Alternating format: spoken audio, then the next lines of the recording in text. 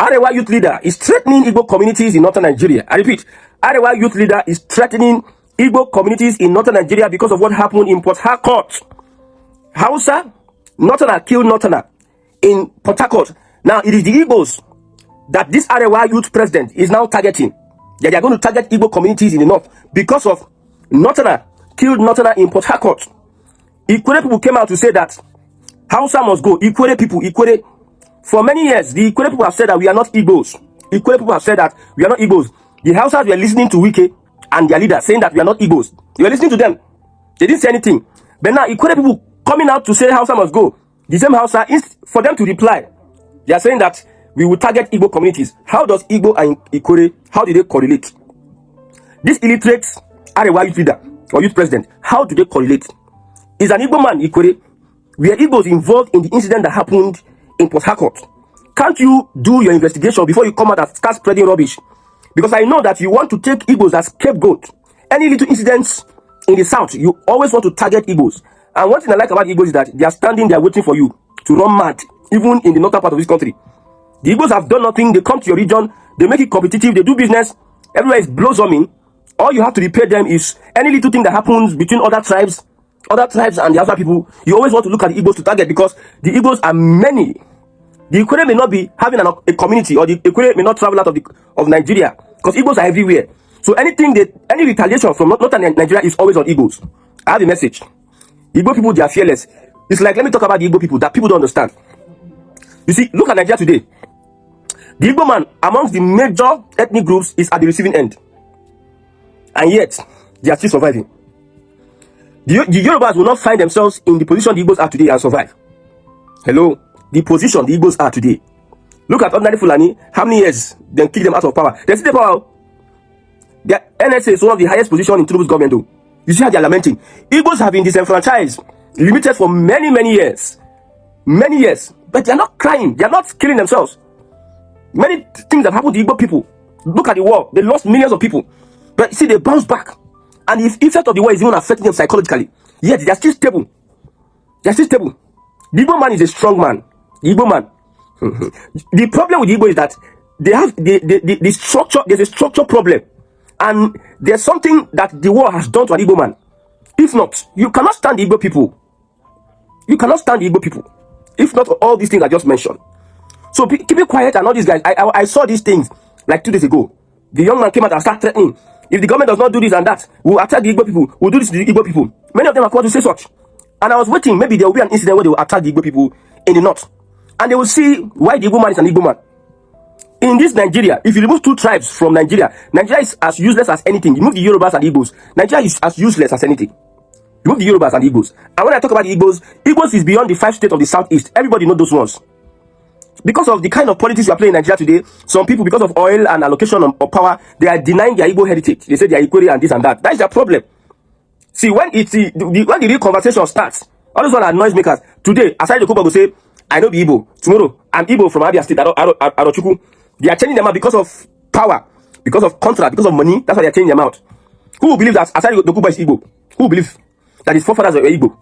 They will not believe. But because they want to fit into the present reality created by the British and created by the Fulani oligarchy, they deny Igbo. So when it comes to Igbo, when the conversation comes to Igbo, it is beyond the 5 southeast states.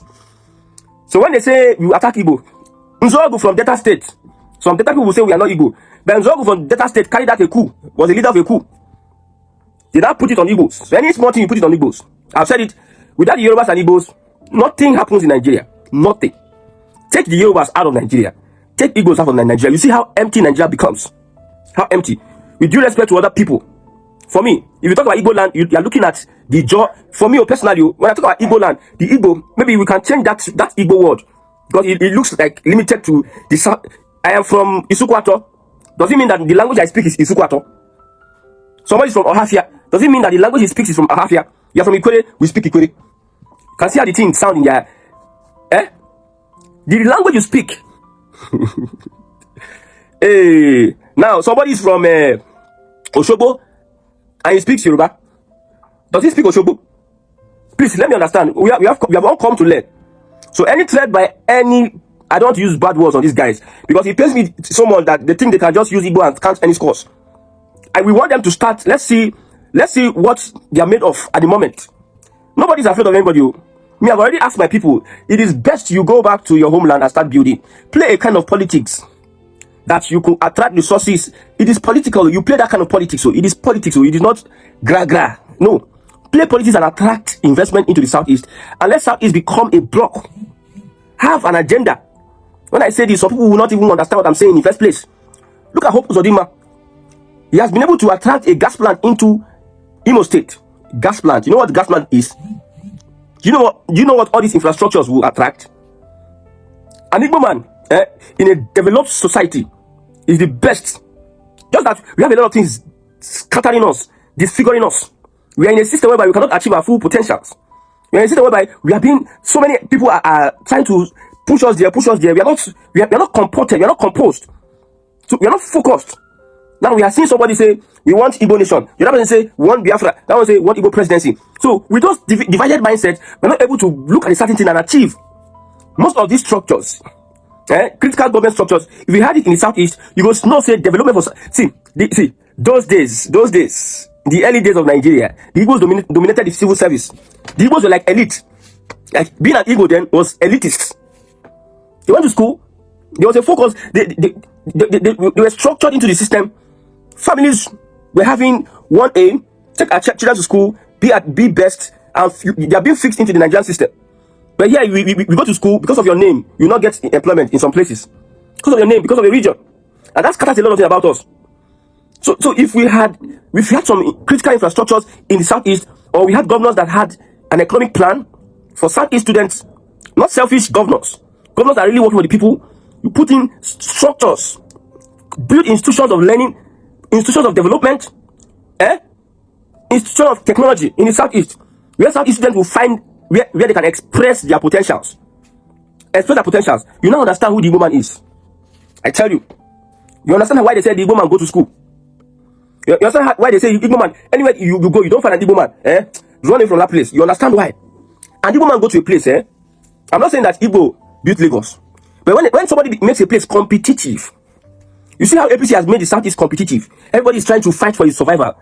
Because the APC might take over a state. APC has come to devour, to display them of their whatever it is. So anybody that does not perform, you see that competitiveness. That's what an Igbo man brings to a community. Igbo man comes to a place, he starts a kind of business. He push this economic system.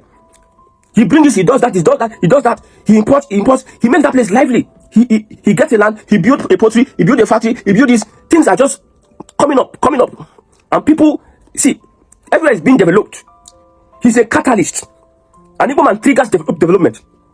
Go to the north today, most of those businesses that trigger development, that trigger economic activities are done by the Igbos. Most of them, not all of them. So, the same Igbos, what have Igbos done to deserve all these little things? I know in Lagos, some people say Lagos is no man's land. That shouldn't be a problem personally.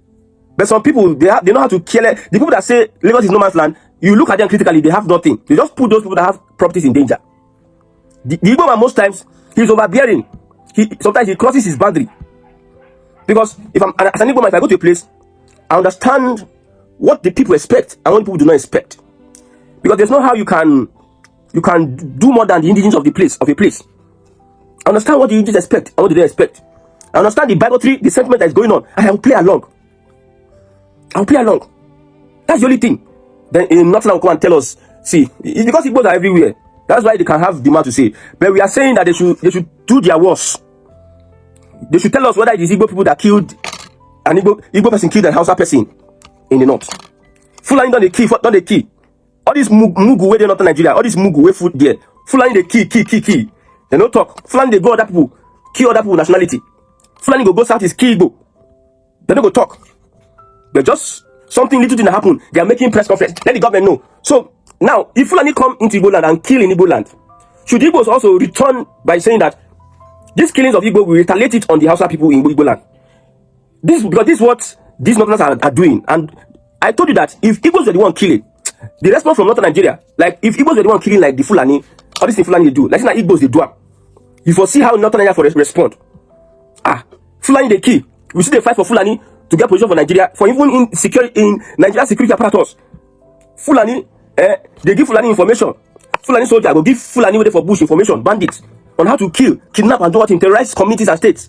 Yet we go carry Fulani, they put inside the army, they promote them for military, for navy, air force, they promote them, carry them, put as minister of defense, minister of state for defense, put them for army chief, army, all of this. That's not the fact. Like say that Yoruba, they believe Fulani with the key for everywhere. They go for north, the key, go for south, the key, go for east. You think that they will support a Yoruba presidency? You think that they allow Yoruba to hold any position in Nigeria? But they say Fulani, they kill Yoruba, Fulani, they kill Bagi, Fulani, they kill Hausa, Fulani, they kill Igbo. None of these people are going to say, okay, Fulani, you are killing our people. Then your people in our place are not safe. We'll start killing. If the government does not address, we'll start killing. Only not they produce terrorist groups that is killing every other tribe, every other people their tribe.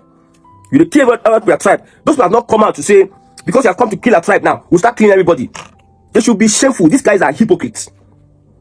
Their stupidity is beyond bounds. See, that's why we cannot be in the same country with this element, this kind of people. We cannot see the way they reason. They reason like goats. Some of them, not all of them. They reason like goats. You know of a sure that these guys are Ikwerre and they're claiming not to Igbos. And are saying Hausa must go. You know of a sure. Your people there will have called. So Northerner kill Northerner. And you're throwing on the Igbo. But your Fulani, every now and then they are killing the Igbos. They are killing Yorubas. We are not saying that the Hausa communities, we will start attacking Hausa communities. You have not heard these Southerners say that we'll start attacking Hausa communities. You will not come out and start making press conference up and down. You will not be putting ring light and doing video up and down. You will not be saying all these things. But if you reach, can't you see that these guys are deranged? Man, these guys are deranged. You are here, Fulani, they are killing other people. But because of people say these people must go, you are not making a statement that if they don't take time, we'll start killing, If we say that okay, for every soul that Fulani has killed, we have to retaliate. There will be no Northerner in the south. If we say for fairness, let's look at the people that Igbos have killed, in quotes, if they are, or the Yorubas have killed. And let's look at the people that Hausas, the Fulani have killed, through their terrorism and whatever, what have you. Let's look at those that they have killed. And let's retaliate until we get to a number. If Igbo kill 50, you can kill 50 Igbo in the north. But if Fulani has killed 5,000, we have to kill 5,000 Fulani in the south here. By your own logic. When you go to where Northerners are staying, they are very different from the people. Like, they are not civilian. They are not behaving like higher animal, most of them. Have you been where they are? They do anyhow. They cause chaos. They cannot fit into society. They behave in a different manner. Sometimes it's like psychiatric. They are in psychiatric, whatever it is. They just are off society. They don't behave like society. They'll have pack themselves in one place. That place will be dirty, everything, blah, blah, blah. Leave us, now here we do, this and that. And this morning, they'll not bring representatives. If you look at fights, ethnic fights that have been happening in the south, is usually these Hausa people and Yoruba, Hausa and Igbo, because Hausa go first bring dagger. They are going out with dagger up and down. In any opportunity, they took somebody. But just this little thing between two Northerners, you're not threatening the Igbos.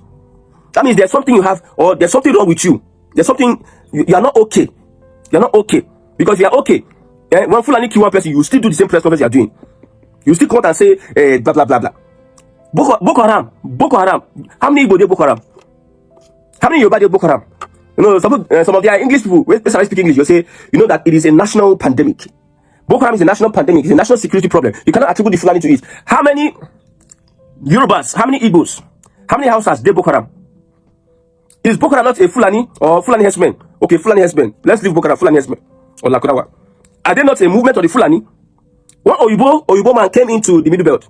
He did his own investigation because he did not believe some of these reports from our traditional media. He did his own investigation. He came up to the conclusion that the people killing are Fulani. You go to a village, you kill 50. Today, in a week, you can kill like 400 or 300. You know, when the media reports, sometimes they underreport. You don't get the full story. You kill 300. Every week, you kill 300, 400. If that's the way other people are killing the Fulani, if Fulani kill 50 today, they will look for Fulani and kill another 50 Fulani in another place. They have not done it. Instead, they're asking for government. They're not saying that they're going to retaliate. But this malam, this aboki where they will just come out and say, we hear that blah, blah, blah. The Igbos are blah, blah, blah. The government should, if not, we'll do this and that. Let everyone start threatening each other. Whether you think there will be any single Fulani in the southern Nigeria. You people have become parasites. The problem we are facing, 80% of the problem we are facing is from northern Nigeria. 80%. Corruption, them do a pass. Religious extremism, them do a pass. Who instituted corruption in Nigeria? It's not a northerner, it's not Babangida. Uncle. Hypocrisy, them do a pass. Nepotism, them do a pass. Which one will be saying no be northerner, nine pioneer? Which one? Small thing they do. See, we cannot be in the same country with these people. Some of our brothers in the southern Nigeria, the southwest, they believe because we are in political power now, we don't need to talk about it. When they're out of political power now, they'll not start. Sunday Igbo, he was doing his Yoruba nation. They did not even tell him, like, do not put pressure on him until Tinubu became president. They now have to step him down. Okay, our brother has become president, so don't push about Yoruba nation. We cannot be in the same country with these people because this is their nature, this is their way of life. If we keep on having this north and south, whatever, the north will be dragging southern Nigeria back. Countless number of times I've said we should unite in southern Nigeria. I've said it countless number of times. That's the only way we can move forward. Because these northerners, they are unbelievable. So anybody that wants to threaten the Igbos, good luck to you. Nobody is afraid. The Igbos are not afraid. The Igbos don't even mind. They don't mind though. You think that because they have place, if you provoke them, they will have to jettison anything and retaliate. Sharp. Sometimes when these guys put, if I will read now, this threat these guys making now, if I will read the comment, you see the comment of Igbos in it. Sometimes you expect Igbos to be afraid. Hey, Somebody said, Aku Jeze, responding to what this Arewa youth leader said. He said, no wahala, but if wahala show, no wahala. Sometimes you expect Igbos to be afraid. Hey, these guys want to, their state, they are not afraid. Even though they are in the desert, they are not afraid of you. If you bring it on now, we bring everything. Okay. What happened when we didn't have social media in the past against Igbo can never happen again in this generation. We have multiple number of northerners here in the south. Any mistake from the north will be dealt with. You don't hear that. You don't hear that. Prince Chima, Vincent says, you never see Arewa condemning the killings of their people by bandits or Boko Haram on daily basis. Northern state is constantly under attack. If you have the kind of power you claimed, why not go against the miscreant attacking your village and communities, but you want to go and attack innocent Igbos? The word innocent Igbos, that is what is. If Igbos were the ones that are doing it, I would have said, okay, it's a different thing. But any little thing, they want to pick on Igbos. You want to go and attack innocent Igbos, residents in the north. You are so dumb to a fault. Your leaders take advantage of you. You don't resist them. You pay bandits just to ensure your villages are not attacked. The evil that you meant for others is right in front of you. Yet, your delusional mindset won't allow you to be reasonable. Somebody, another Igbo person, you trust Igbo people, they go lap down for that person. They don't lap down. The North can't afford any more violence. They can only rant on empty stomachs. Try it, and the repercussions will weigh more on the northern masses who live on day-to-day bread. This is not 2000s. I stop here. May God help Nigerians.